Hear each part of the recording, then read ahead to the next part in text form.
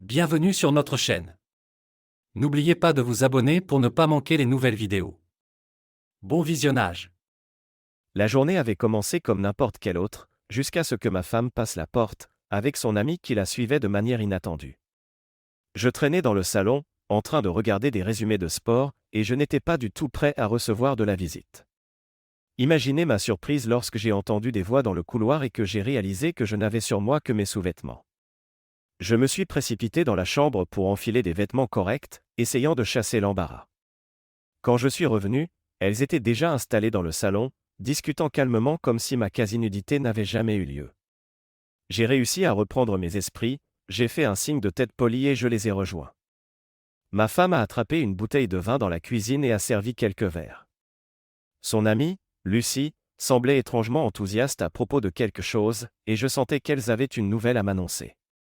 Je voyais sur le visage de ma femme un certain enthousiasme qui me laissait penser que cela menait quelque part. Lorsque nous nous sommes tous assis, elle m'a regardé avec un petit sourire espiègle. « Tu ne vas pas le croire, mais il y a quelque chose de vraiment excitant qui va se passer après-demain, a-t-elle dit, marquant une pause dramatique. J'ai pris une gorgée de vin et j'ai haussé un sourcil. Ah oui? Qu'est-ce que ça pourrait être? Lucie a saisi l'occasion et s'est lancée, manifestement impatiente d'être celle qui partagerait la grande nouvelle. Elle m'a dit qu'elles organisaient une pendaison de crémaillère, en lien avec un nouvel appartement dans lequel elle venait d'emménager. Elle a mentionné que ce serait une petite réunion, juste quelques personnes, dont son nouveau petit ami. Apparemment, c'était quelqu'un avec qui elle discutait en ligne depuis un certain temps et qui était enfin en ville. À la façon dont elle en parlait, ça avait l'air d'être quelque chose d'important, comme si elle en était folle amoureuse. J'ai hoché la tête poliment, lui donnant l'attention qu'elle recherchait, mais honnêtement, je ne voyais pas trop pourquoi tant d'agitation. Naturellement, j'ai demandé plus de détails sur les personnes qui seraient présentes, car c'était important de savoir quel genre de groupe on allait rencontrer. Lucie a cité quelques noms, des amis communs, des collègues, et bien sûr, nous deux. Puis, elle a fait une pause, ajoutant un avertissement particulier, ne sois pas surpris si certains de mes collègues abordent des sujets un peu bizarres, ils sont assez progressistes, branchés sur toutes sortes de méthodes alternatives pour les relations, tu vois. La façon dont elle a formulé ça a éveillé mon scepticisme. Je les imaginais déjà, du genre méditation, cristaux, et tout ce bazar, nouvel âge. J'ai hoché la tête, essayant de dissimuler mon manque d'intérêt. Ça a l'air intéressant, ai-je répondu, en gardant un ton neutre. Je n'allais pas juger avant de les rencontrer, mais je connaissais suffisamment Lucie pour savoir que, chez elle, progressiste rime souvent avec bizarre.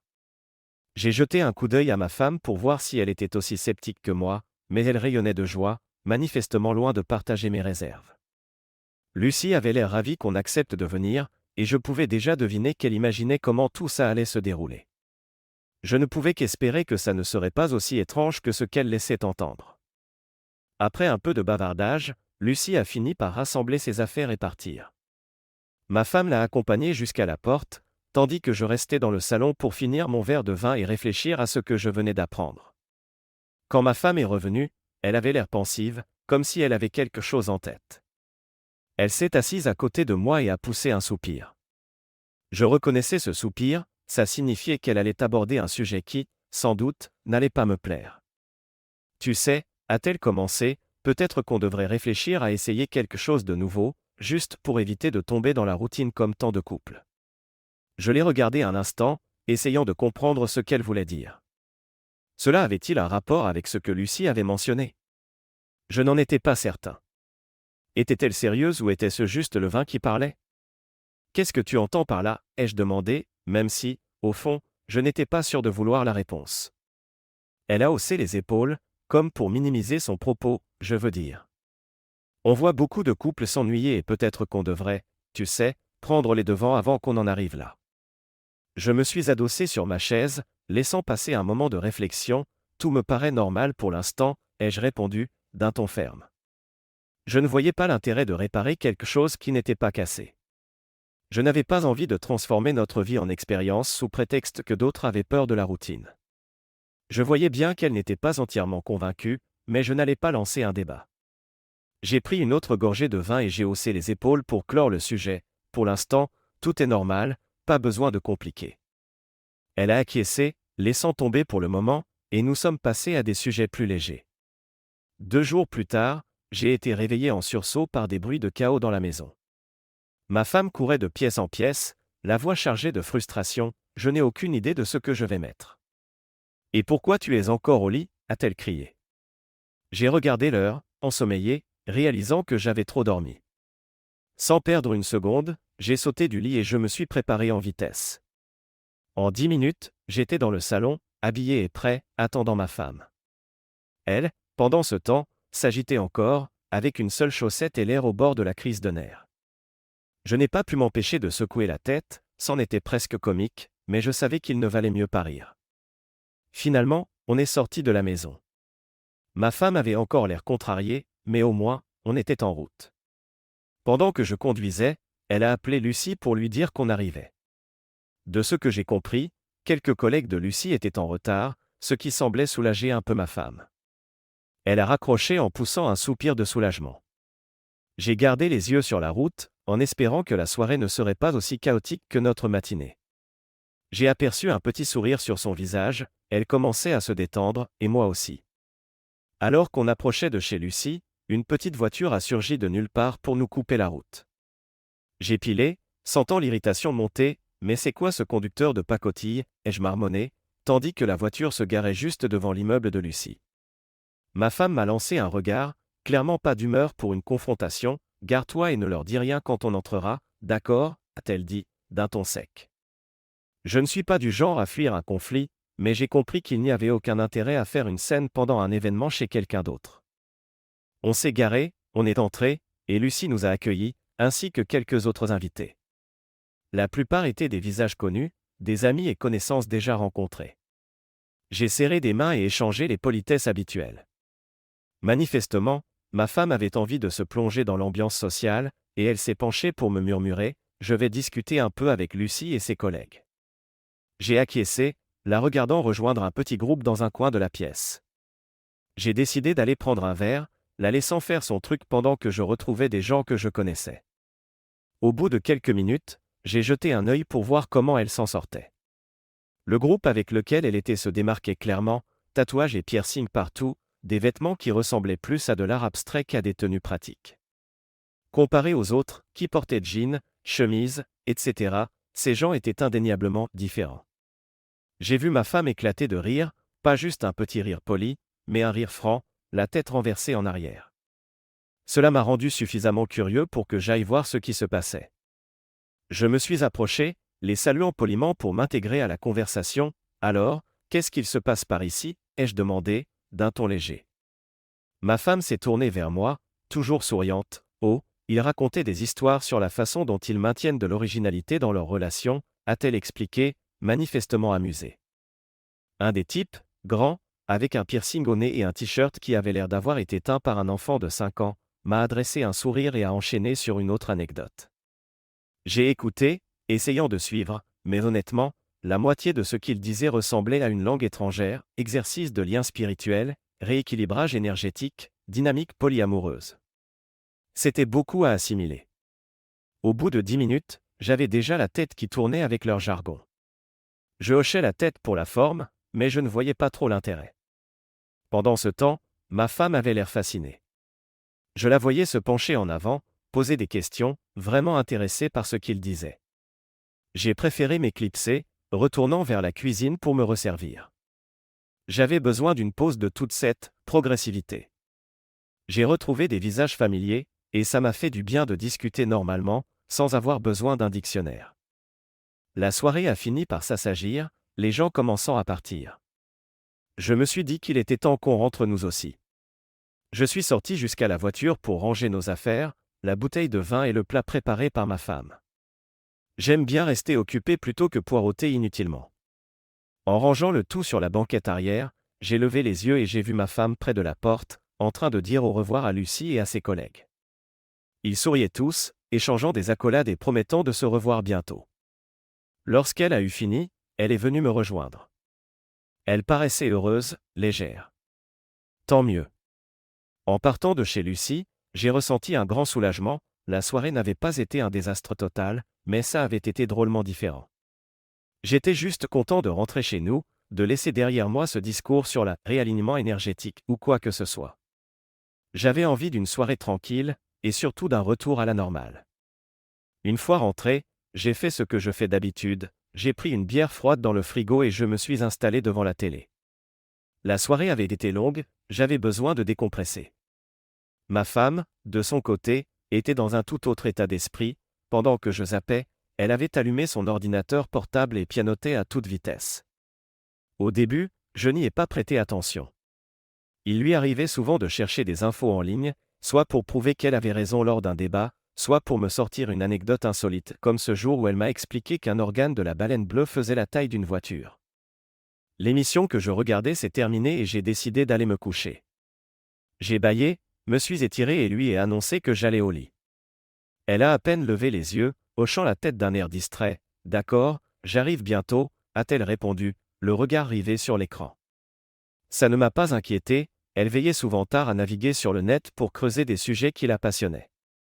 En m'endormant, j'entendais encore le léger cliquetis de son clavier venant du salon. Quelle que soit la lecture qui la captivait, ça la tenait bien éveillée. Le lendemain matin, je me suis réveillé avec l'odeur du café et je l'ai vue assise à la table de la cuisine, toujours plongée dans ses recherches. Mais cette fois, ce n'était pas du défilement distrait, elle paraissait concentrée, presque déterminée. Je ne pouvais pas m'empêcher de me demander ce qui pouvait être si intéressant. J'ai attrapé une tasse de café et je me suis assis en face d'elle. « Tu es vraiment à fond là-dedans, on dirait », ai-je dit en haussant un sourcil. Elle a enfin levé les yeux, un mélange d'excitation et d'hésitation dans le regard. « En fait, j'ai beaucoup réfléchi à notre mariage, à comment on pourrait, je ne sais pas, le rendre plus passionnant. » J'ai pris une gorgée de café, plissant les yeux. « Plus passionnant ? Qu'est-ce que tu veux dire ? » Elle a marqué un temps d'arrêt, puis a haussé les épaules. « Je ne veux pas qu'on finisse par s'ennuyer, tu vois. Hier, en discutant avec les amis de Lucie, ça m'a fait réfléchir. Ils racontaient toutes ces histoires sur la façon dont ils gardent leur relation vivante, et ça m'a donné envie de voir si nous aussi, on pourrait essayer des trucs. » J'ai reposé ma tasse un peu brusquement. « Donc ces gens super tendance ont réussi à te mettre ça en tête, et maintenant, soudainement, notre mariage ne serait plus assez bien. » Elle a soupiré, secouant la tête. « Mais non, pas du tout, il ne s'agit pas de « pas assez bien ». Je me dis juste, peut-être qu'on pourrait essayer quelque chose de différent, d'amusant. C'est pas que je suis malheureuse, c'est juste que, je me dis qu'il y a peut-être plus à explorer. Je me suis renversé sur ma chaise, bras croisés. Honnêtement, pour moi, ça ressemblait à ces élucubrations que ces gens progressistes essaient de propager. Mais je voyais qu'elle était sérieuse, et je savais que lorsqu'elle avait une idée en tête, c'était compliqué de la lui enlever. « D'accord, alors concrètement, qu'est-ce que tu as en tête ?» ai-je demandé, d'un ton mesuré. Elle s'est illuminée, visiblement contente que je l'écoute un minimum. « Eh bien, j'ai parlé à Lucie. Elle m'a dit que ses collègues participent à une sorte de séance de méditation. Ils disent que c'est un moyen formidable de se connecter plus profondément. On pourrait peut-être tenter l'expérience ? » Je n'ai pas pu m'empêcher de lever les yeux au ciel. « De la méditation, sérieusement ? Tu crois que s'asseoir, fermer les yeux et faire va changer quoi que ce soit ? » Elle m'a regardé avec un air suppliant. « Juste une fois. Essayons, et si c'est horrible, on n'y retourne plus. » J'ai poussé un long soupir, sentant ma réticence vaciller. Je n'avais aucun intérêt pour la méditation et tout ce cirque spirituel, mais je ne voulais pas non plus être celui qui refuse systématiquement toute nouveauté, surtout si ça lui tenait à cœur. « Bon, d'accord, » j'ai fini par dire. « J'irai. Mais qu'on soit clair, je ne promets pas d'aimer. » Elle a souri, heureuse de ma réponse. « C'est tout ce que je demande », a-t-elle répondu, déjà en train de saisir son téléphone. Je l'ai vu composer le numéro de Lucie, l'enthousiasme visible sur son visage. « Devine quoi ? On est partant », a-t-elle annoncé, et je me suis renfoncé dans mon siège, à la fois amusé et agacé par sa joie débordante. Elle a parlé avec Lucie, évoquant les dates, les horaires, etc., et je n'avais plus qu'à attendre. Quand elle a raccroché, ses yeux brillaient, et elle s'est tournée vers moi. « C'est réglé, on y va. Tu vas adorer, tu verras. » J'ai pris un air fermé, espérant lui montrer mon manque d'enthousiasme. « Ouais, sûr. » Ai-je marmonné. Mais je savais que j'irais, non pas par envie, mais parce que c'est parfois ce qu'on fait pour la personne qu'on aime.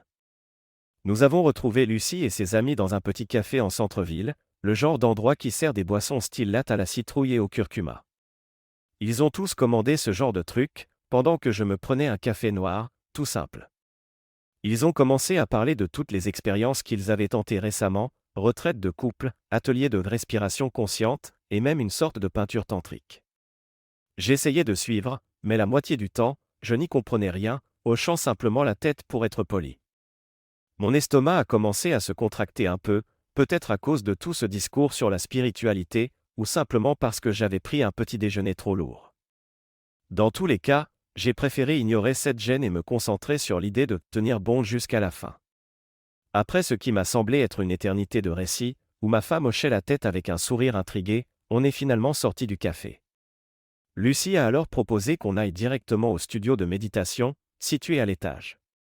J'ai suivi le groupe, montant les marches 2 à 2, l'estomac toujours un peu en vrac. Le studio était orné d'une déco chinoise à fond, lanterne rouge, bougies partout, tenture de soie suspendue au plafond. On aurait dit un décor de film de kung-fu. Et l'instructeur, vêtu d'une robe ample, un chapelet de perles autour du cou, s'intégrait parfaitement au décor, autant que les amis de Lucie. On nous a demandé de nous changer en une sorte de tenue ample, ressemblant à un pyjama. Je me sentais déjà un peu ridicule, mais je me suis retenu de faire un commentaire. L'instructeur a commencé par un discours sur le recentrage de nos énergies et le lâcher-prise de nos attaches terrestres. J'ai pouffé malgré moi. J'ai essayé de transformer ça en une quinte de tout, mais ma femme m'a lancé un regard qui aurait pu glacer la lave. Je me suis ressaisi, me retenant de pouffer à nouveau. L'instructeur a continué en parlant d'aligner nos chakras, et j'ai senti un autre éclat de rire monter, que j'ai réussi à réprimer de justesse. Au bout d'un moment, on est enfin passé à la méditation proprement dite, on s'est tous assis en cercle, en tailleur, yeux fermés. J'ai tenté de jouer le jeu, sincèrement, mais mon estomac me faisait toujours souffrir. Et puis c'est arrivé, je ne sais pas si c'était les haricots du petit déjeuner ou la tension du moment, mais j'ai lâché un bruit qui n'avait rien de discret. Le genre de bruit qui fait que tout le monde s'arrête et tend l'oreille. J'ai ouvert un œil et j'ai vu ma femme me foudroyer du regard, le visage écarlate, de honte ou de colère, difficile à dire. L'ambiance était tendue, mais, à ma grande surprise, les autres ont fait comme si de rien n'était. L'instructeur a poursuivi sa guidance, imperturbable. J'ai essayé de me recentrer, mais je ne pouvais pas m'empêcher de penser à la réaction de ma femme. Je savais que j'étais mal parti. J'ai gardé la tête baissée, les yeux fermés, en priant pour ne plus avoir d'autres incidents jusqu'à la fin. Quand la séance s'est finalement terminée, j'avais plus qu'envie de partir. On s'est levé, on a fait une révérence à l'instructeur, oui, une révérence, puis on s'est dirigé vers la sortie. Lucie et ses amis étaient tout sourire, remerciant l'instructeur et discutant de la force de la séance. Moi, je suis resté silencieux, la tête basse, en espérant que personne ne dirait un mot sur ce qui venait de se passer. Un des collègues de Lucie s'est tourné vers ma femme, on devrait refaire ça la semaine prochaine. J'aimerais vous présenter encore plus de mes amis. Le visage de ma femme s'est illuminé et elle a tout de suite accepté, ça me dit bien, a-t-elle répondu, tout sourire. J'ai réussi à forcer un sourire poli, mais, au fond, je n'avais aucune envie de revivre ça. Finalement, on est sorti et monté en voiture. Ma femme est restée silencieuse pendant le trajet, ce qui, chez elle, est rarement bon signe. J'ai tenté une petite blague sur la méditation pour détendre l'atmosphère, mais elle n'a pas apprécié, serrant les lèvres et regardant par la fenêtre, les bras croisés. Quand on est arrivé à la maison, elle n'a même pas attendu que je coupe le contact pour sortir de la voiture, claquant la portière derrière elle. J'ai compris que j'allais en prendre pour mon grade. Ça n'a pas manqué, une fois à l'intérieur, elle a explosé, tu te rends compte à quel point c'était gênant, a-t-elle crié, faisant les 100 pas. J'ai essayé de m'expliquer, de dire que je n'avais pas fait exprès, mais elle ne voulait rien entendre. Elle était furieuse, et discuter n'aurait servi à rien. Je me suis contenté de hocher la tête, la laissant vider son sac, me disant que ce serait plus rapide ainsi. Oui, tu aurais dû me voir ce jour-là, à courir dans tous les sens pour tenter de l'apaiser. Elle était hors d'elle et je payais les pots cassés. La semaine suivante est passée sans grande histoire, et on a enfin retrouvé un semblant de calme après cette débâcle méditation. Ma femme, cependant, était scotchée à son téléphone, souvent en train d'échanger des messages avec Lucie ou sa collègue. On aurait dit qu'elles étaient devenues meilleures copines du jour au lendemain. Ça ne me dérangeait pas trop, ça la gardait de bonne humeur et moi, ça me laissait un peu de tranquillité.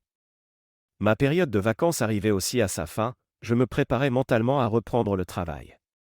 C'était sympa d'être en congé, mais il fallait bien retourner à la réalité. Le matin de ma reprise, j'étais en train de me préparer quand ma femme est venue me voir, encore en pyjama, avec un air un peu hésitant. « Tu viens avec moi aujourd'hui ?» a-t-elle demandé, le regard plein d'espoir. Je l'ai regardée, surpris. « Venir où ? Je reprends le boulot, tu t'en souviens ?» Elle s'est frappé le front, exagérant le geste. « Ah oui, j'avais complètement oublié », a-t-elle dit avant d'en rire, mais je sentais qu'elle était déçue. Je n'y ai pas fait plus attention. Elle savait pertinemment que je devais reprendre. Ma femme ne travaillait pas, elle s'occupait de la maison, et ça me convenait. C'était simple, moi je gérais le boulot, elle gérait le reste, et ça fonctionnait. Je suis parti travailler et j'ai repris mon train-train. La journée a été longue. À mon retour, il faisait déjà nuit. En entrant, j'ai tout de suite ressenti une atmosphère différente. Ma femme débordait d'énergie, un grand sourire aux lèvres, tu ne devineras jamais. J'ai passé la meilleure journée avec le groupe, c'était génial, et on a déjà prévu plein de choses pour la semaine prochaine. J'ai haussé les sourcils, essayant de ne pas trop réagir. Super, mais ne t'emballe pas trop. Je ne veux plus entendre parler de méditation, hein, ai-je lancé en rigolant. Elle a ri, d'un ton léger. T'inquiète, c'est juste pour s'amuser. Elle avait l'air vraiment emballée, prête à me raconter chaque détail, mais j'étais épuisé, alors je me suis contenté de l'écouter d'une oreille distraite jusqu'à ce qu'elle se calme un peu. On a dîné tardivement, puis elle est allée se coucher tôt. Moi, j'étais encore trop énervé pour dormir. J'ai donc pris mon ordinateur pour jouer un peu, histoire de décompresser. En l'ouvrant, j'ai vu qu'une page internet était toujours affichée depuis plus tôt. J'allais la fermer par réflexe quand certains éléments dans l'historique de recherche ont attiré mon attention, comment pimenter son mariage, idée de relation originale, ce genre de choses. Je me suis dit que ça restait dans la lignée de ce dont elle parlait, alors ça ne m'a pas vraiment surpris. Mais en faisant défiler la liste, j'ai vu quelque chose qui m'a fait m'arrêter net, plusieurs recherches sur des soirées libertines, avec des articles, des forums, des guides. Je suis resté un moment, l'écran sous les yeux, le cœur battant. Ça, c'était inattendu. Je ne suis pas du genre à m'alarmer sans preuve, mais je ne pouvais pas m'empêcher de me demander ce qui se passait dans sa tête. Ma femme ne m'avait jamais caché quoi que ce soit, alors je ne voulais pas tout de suite imaginer le pire. Peut-être qu'elle était simplement curieuse, ou que quelqu'un de son groupe en avait parlé et qu'elle avait voulu s'informer. Mais tout de même, ce n'est pas le genre de choses qu'on recherche juste comme ça. J'ai décidé de ne pas réagir à chaud, il n'y avait pas de raison de m'emballer sans savoir. J'ai refermé l'ordinateur, me disant que je lui en parlerais le lendemain, calmement. Inutile de lancer un scandale en pleine nuit. Ce soir-là, en me couchant, je fixais le plafond, sans réussir à dormir. Mon esprit revenait sans cesse à ses recherches. Je n'étais pas paniqué, mais clairement intrigué. Qu'est-ce qui avait pu la pousser à s'intéresser à ce sujet ? Était-ce l'influence de ses nouvelles fréquentations, ou quelque chose qu'elle avait lu ? Tant que je ne lui aurais pas parlé, je ne pourrais pas en avoir le cœur net. Le lendemain matin, je suis parti au travail alors qu'elle dormait encore. Je n'ai pas voulu la réveiller. Elle ne faisait pas souvent la grasse matinée, mais je me suis dit qu'elle avait le droit au repos. J'ai pris mon café, mes affaires, et je suis sorti, essayant de mettre de côté cette histoire de recherche Internet. La journée de boulot est passée lentement. Je repensais sans cesse à ce que j'avais vu. À la fin de la journée, j'étais pressé de rentrer pour avoir une discussion franche. Mais en arrivant, la maison était vide. Je l'ai appelée, mais aucune réponse.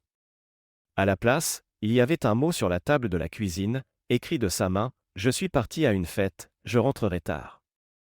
En lisant ça, j'ai senti mon estomac se nouer. Une fête ?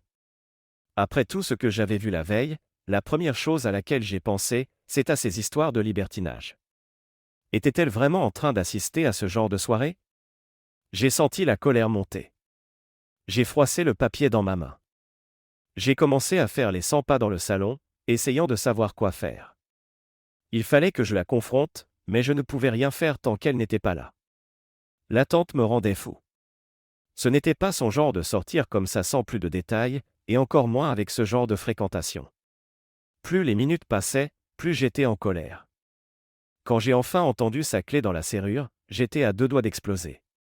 Elle est entrée, l'air surpris de me voir l'attendre de pied ferme. « Qu'est-ce qui se passe » a-t-elle demandé, méfiante. Je n'ai pas perdu de temps, c'est quoi cette histoire de fête ? Où étais-tu ? Ai-je lancé, d'un ton beaucoup plus élevé que je ne l'aurais voulu. Elle a froncé les sourcils, son expression passant de l'incompréhension à l'agacement. « Pourquoi tu me cries dessus » a-t-elle répliqué. Mais je n'avais aucune envie de jouer aux devinettes. J'ai sorti mon téléphone, affichant l'historique de recherche que j'avais découvert. « Explique-moi ça. Tu es avec ces gens qui trouvent normal de faire des soirées libertines, et tu te pointes à je ne sais quelle fête sans rien me dire ?» Elle a regardé l'écran, les yeux écarquillés, puis a secoué la tête. « Mon Dieu, tu es sérieux. » J'ai juste cherché ça par curiosité, après que les collègues de Lucie en ont parlé. J'ignorais même ce que c'était, alors j'ai voulu en savoir plus. C'est tout. J'ai continué de la fixer, pas convaincu. « Et tu veux que je gobe ça ? Tu traînes avec des gens qui trouvent ça normal, et maintenant tu sors le soir sans prévenir ?» J'étais furieux et je ne me cachais pas pour le montrer. « Tu crois quoi ? Que je suis allé à une orgie ? Non mais sérieux, c'est-elle écriée. » Je sentais qu'elle se défendait bec et ongles.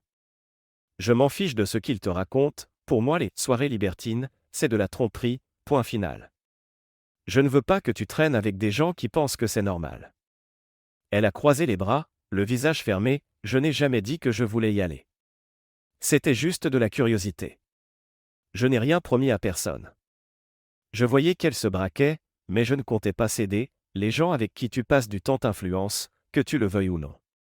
Je ne veux pas que ça détruise notre couple. » Elle a détourné le regard, les mâchoires serrées, et un silence pesant s'est installé. Au bout d'un long moment, elle a fini par soupirer, les épaules s'affaissant. « Très bien, » a-t-elle dit doucement, « si ça compte autant pour toi, je ne leur parlerai plus. Mais je n'aime pas ta façon de gérer ça. Tu agis comme si j'avais fait quelque chose de mal, alors que ce n'est pas le cas. » J'entendais la blessure dans sa voix, et je savais que, de son point de vue, elle ne se sentait pas coupable. Peut-être que j'allais trop loin, mais j'estimais qu'on ne pouvait pas prendre de risques avec notre relation.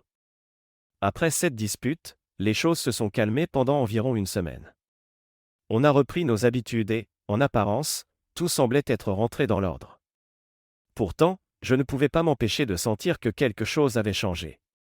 Ma femme était plus réservée, plus secrète. Elle ne me parlait plus comme avant, et je la voyais constamment sur son téléphone, en train de texter quelqu'un. J'essayais de ne pas y faire attention, me disant qu'on avait décidé d'avancer. Mais ce changement d'attitude était trop flagrant pour que je l'ignore. Quelques jours plus tard, je suis tombé malade, un gros rhume qui m'a cloué à la maison. J'ai dû prendre un jour de congé, ce qui ne me ressemble pas, mais je ne tenais vraiment pas debout.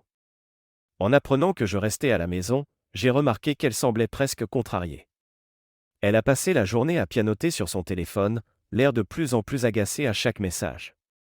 Finalement, elle m'a dit qu'elle devait sortir pour quelques courses, acheter des médicaments à la pharmacie et aider une amie, soi-disant. J'ai hoché la tête, trop épuisé pour poser des questions. Dès qu'elle est partie, j'ai décidé d'appeler mon meilleur ami. Je ne lui avais pas trop parlé récemment, et j'avais besoin de vider mon sac. Je lui ai raconté ce qui se passait avec ma femme, les disputes, son comportement étrange. Il m'a écouté, puis m'a dit quelque chose qui m'a fait réfléchir. « Peut-être que tu as trop insisté, elle se sent peut-être obligée de te cacher des choses maintenant. » Il avait sans doute raison. J'avais été ferme, voire brutal. Sans le vouloir, j'avais peut-être créé un climat où elle ne se sentait plus libre d'être honnête.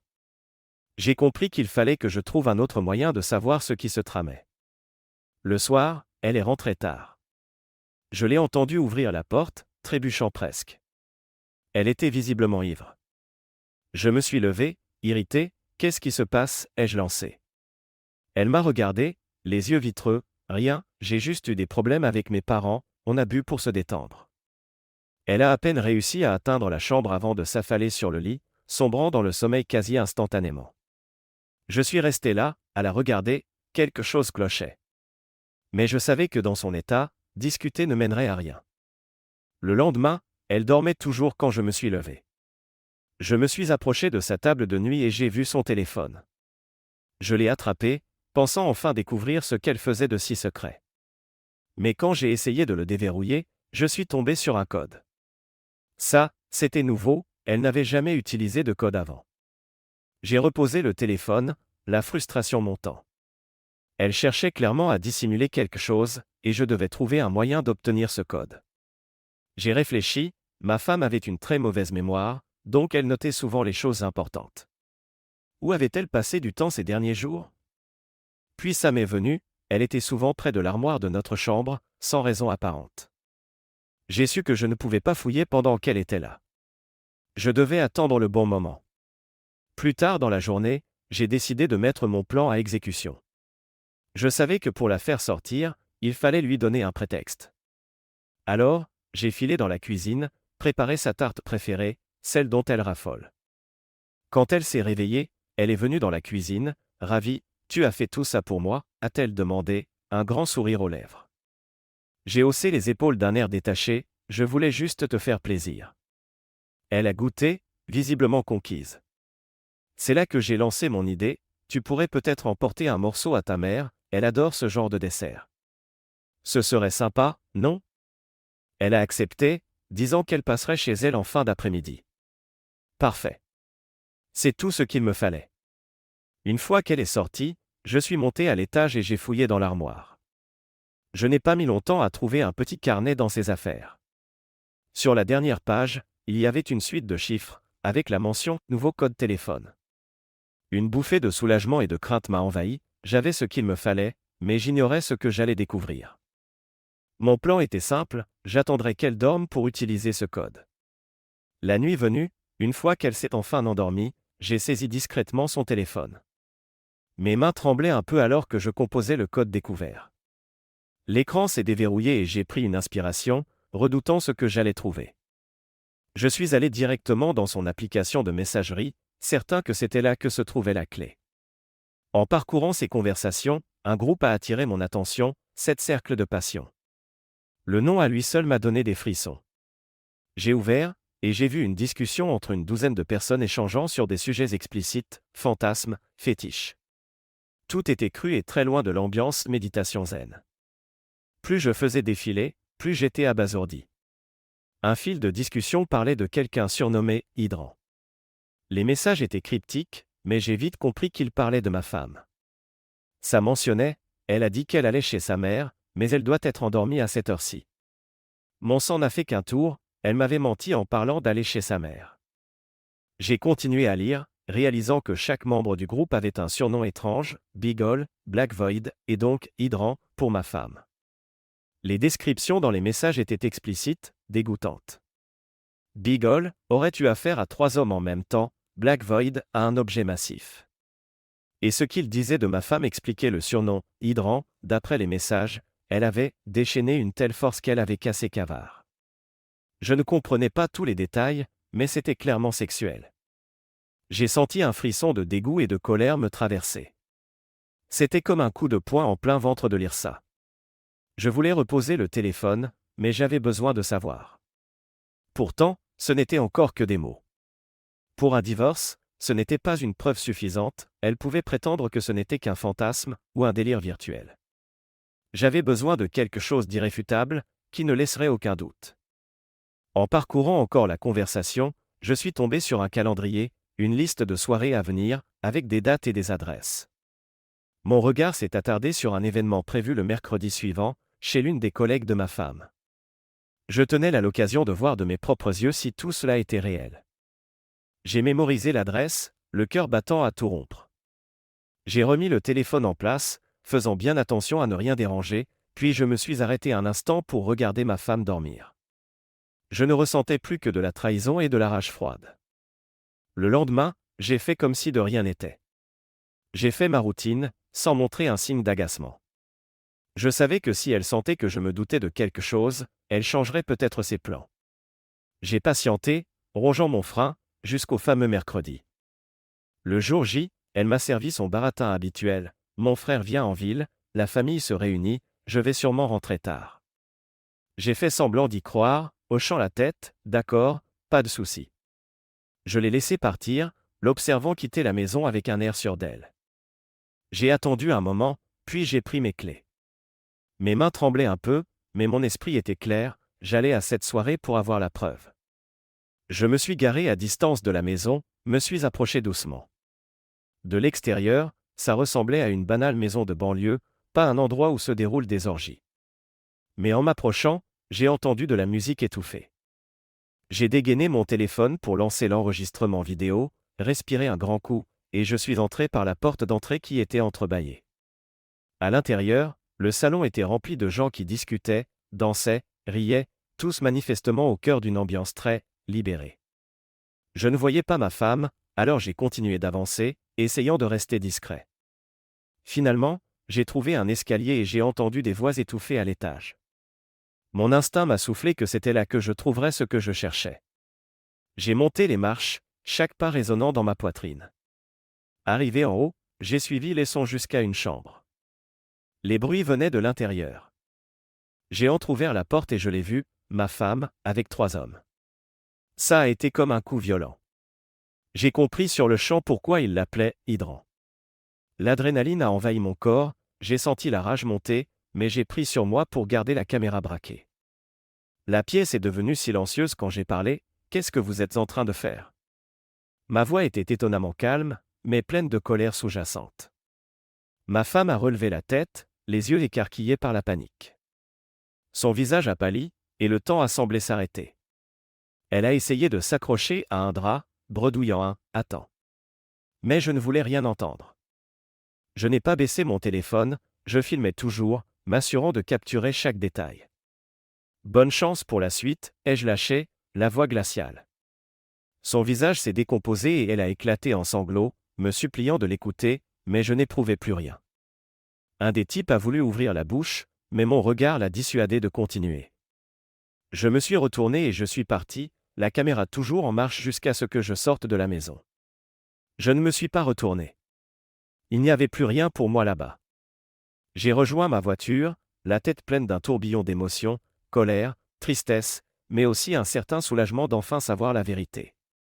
J'avais les preuves que je cherchais. Je ne doutais plus. J'ai allumé le moteur et je suis parti, sans un regard en arrière. Sur la route du retour, je me suis senti étonnamment calme. C'était fini, tout était clair. Il n'y avait plus de place pour le doute, plus de mensonge. Je me suis garé devant chez moi, j'ai coupé le contact et j'ai pris une profonde inspiration. Il était temps de fermer ce chapitre de ma vie. Le lendemain, j'ai su ce que j'avais à faire, mettre un terme à tout ça. Je n'allais pas rester une minute de plus avec elle, ni l'écouter s'excuser. Au petit matin, j'ai rassemblé toutes ses affaires, ses vêtements, ses objets personnels, tout. Quand elle est finalement rentrée, tout était dans le hall, prêt à être emporté. Elle est entrée, l'air déconcerté, et je lui ai dit d'un ton sans appel, « Va-t'en ». Elle a tenté de protester, la voix tremblante, « Tu n'as pas le droit de faire ça. C'est toi qui m'as poussé jusque-là, tu n'as jamais soutenu mes envies. » Ces mots débordaient de désespoir, mais je n'avais plus aucun sentiment. J'ai désigné la porte, j'ai fini de t'écouter. Prends tes affaires et pars. Elle a continué à argumenter, la voix brisée, mais je suis resté de marbre. J'étais décidé, elle l'a compris et a fini par récupérer ses sacs, en pleurs, en essayant de me faire culpabiliser, en me traitant de tous les noms. Mais je n'ai rien ressenti. Elle avait tout détruit. Quand elle est sortie, j'ai éprouvé un énorme soulagement, comme si un fardeau quittait mes épaules. Je l'ai regardé s'éloigner, puis monter en voiture pour partir, et j'ai su que c'était la fin. J'étais prêt à passer à autre chose. La suite a été rapide, j'ai engagé une procédure de divorce. J'avais la vidéo comme preuve, incontestable. Au tribunal, il n'y a même pas eu de débat. J'ai gagné haut la main, conservant la maison et l'essentiel de nos biens. Elle n'a pas reçu un centime, comme je l'avais voulu. Avec nulle part où aller, elle a fini par retourner vivre chez sa mère. C'était bien mérité, après le gâchis qu'elle avait causé. Mais je n'en suis pas resté là. J'avais encore un dernier coup à jouer, j'ai envoyé la vidéo à son travail, pour que ses collègues et ses supérieurs sachent qui elle était vraiment. Je l'ai aussi envoyée à l'employeur de ce collègue qui avait participé à tout ça. Ils avaient détruit mon mariage, ils devaient assumer. La sanction n'a pas tardé. Ma femme et son collègue ont tous deux été licenciés pour atteinte à l'image de l'entreprise, ou quelque chose de cet ordre. C'était peut-être brutal, mais ils ne pouvaient s'en prendre qu'à eux-mêmes.